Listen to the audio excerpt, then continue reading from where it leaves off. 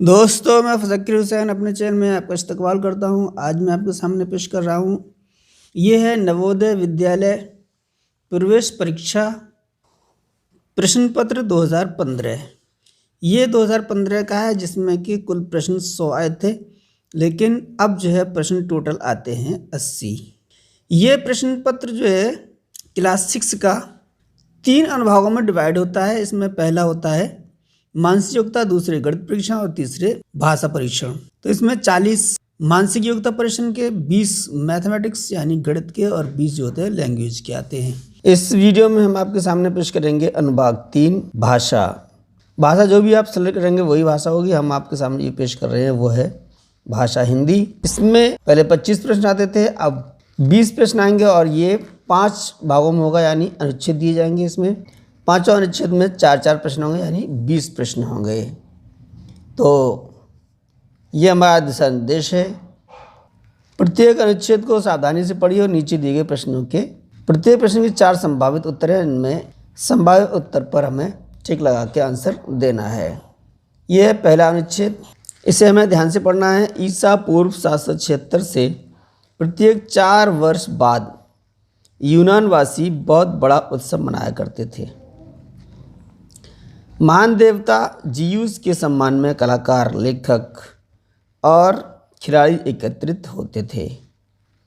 Olympia शहर में प्रतियोगिताएं आयोजित होती थीं, इसलिए इस आयोजन को ओलंपिक खेल कहा जाने लगा।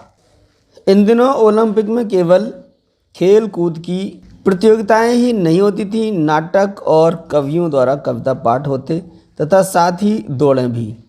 यूनानवासियों के लिए ये खेल मन और शरीर के मेले थे और जीतने का प्रयास देवताओं के राजा जीयूस के प्रति सम्मान था।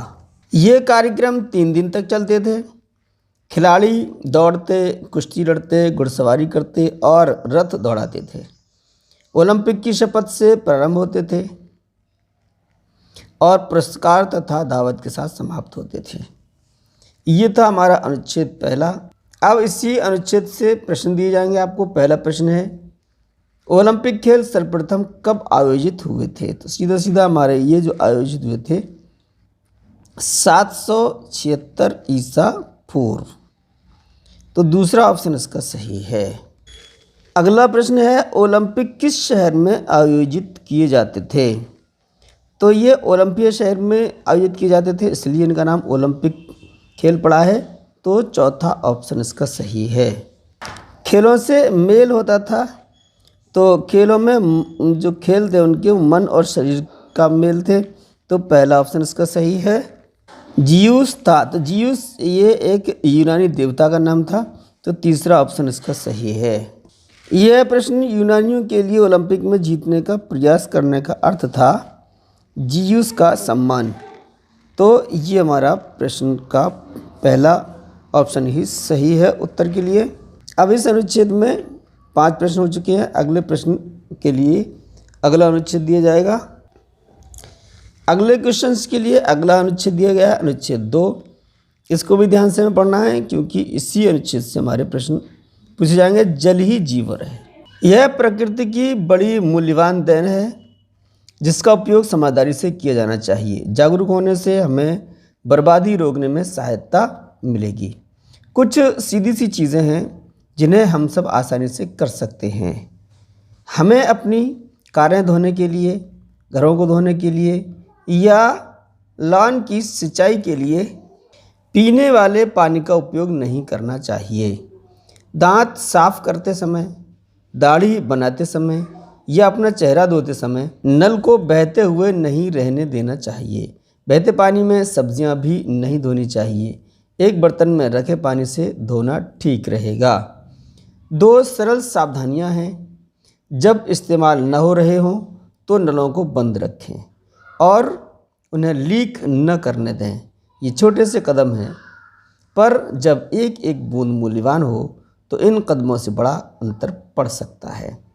तो ये था हमारा दूसरा अनुच्छेद, ध्यान से पढ़ लिया है। अब इस पर आधारित हमारे प्रश्न दिए गए हैं। पहला ही प्रश्न है, अनुच्छेद का मुख्य विचार है। तो हमने अनुच्छेद पढ़ा है, तो इसमें जो विचार मुख्य विचार था वो यही था कि पानी को कैसे बचाया जाए। तो ये है हमारा, पानी को कैसे साफ बचाएं। तो दूसरा ऑप्शन हमारा सही है। हम पानी की बचत कर सकते हैं। तो पानी की बचत हम कैसे कर सकते हैं? ये हम जब नल इस्तेमाल ना हो रहे हों तो उन्हें बंद रखने से हम पानी की बचत कर सकते हैं। तो तीसरा ऑप्शन इसका सही है। मूल्यवान शब्द का अर्थ है, ये शब्द आया था अभी कि यह प्रकृति की, यानी पानी प्रकृति की बड़ी मूल्यवान देन है।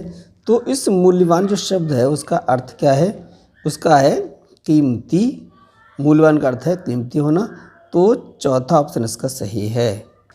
हमें सिर्फ एक बर्तन में पानी चाहिए। तो एक बर्तन में पानी किस लिए चाहिए? सब्जियां धोने के लिए एक बर्तन में पानी चाहिए। तो दूसरा ऑप्शन इसका सही है। यह खाली जगह दी है, इसमें से छांट के हमें बताना है कि जैसी छोटी बात से भी पानी की बर्बादी हो सकती है।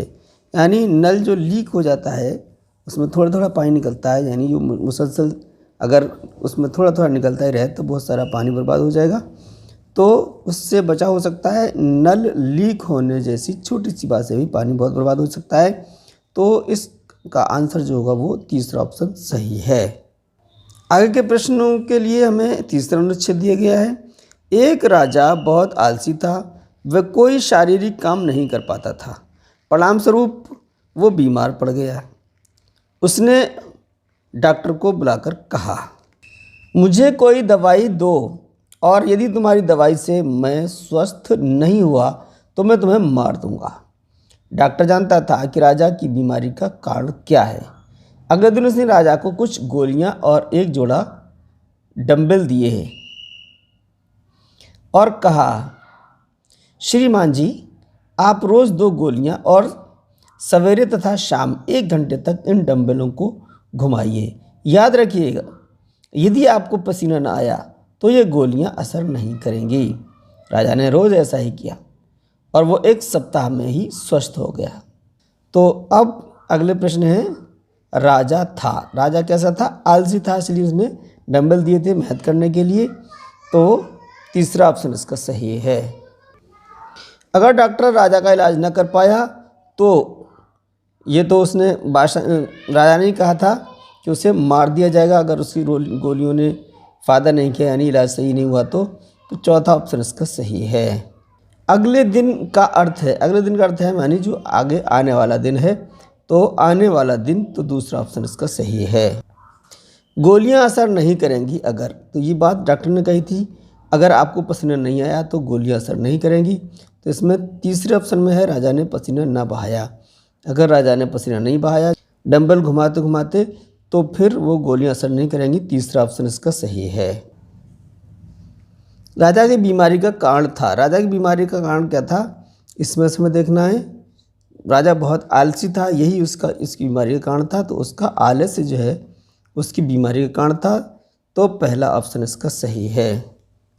अगले क्वेश्चंस के लिए अनुच्छेद चौथा आपके सामने है। पशुओं के कल्याण के लिए काम कर रहे बहुत से संगठन सरकार और चिड़ियाघर के अधिकारियों से आग्रह करते हैं कि मानव मनोरंजन के लिए सर्कसों से पशुओं का उपयोग बंद किया जाए।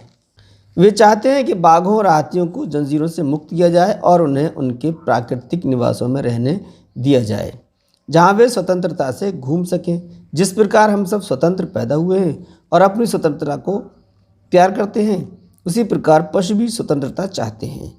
हमें कोई अधिकार नहीं है कि उनसे गुलामों जैसा व्यवहार करें, उनकी स्वतंत्रता छीनें और बिना किसी अपराध के कैदियों जैसा जीवन जीने के लिए उन्हें बाध्य करें। इस अनुच्छेद से पूछा गया जो पहला सवाल है वो है, पशु कल्याण संगठन आग्रह करते रहे हैं। जो पशुओं के कल्याण के लिए संगठन कार्य करते हैं वो हमेशा कहते रहे हैं सर्कसों में पशुओं का उपयोग बंद करने के लिए। पहला ऑप्शन इसका सही है।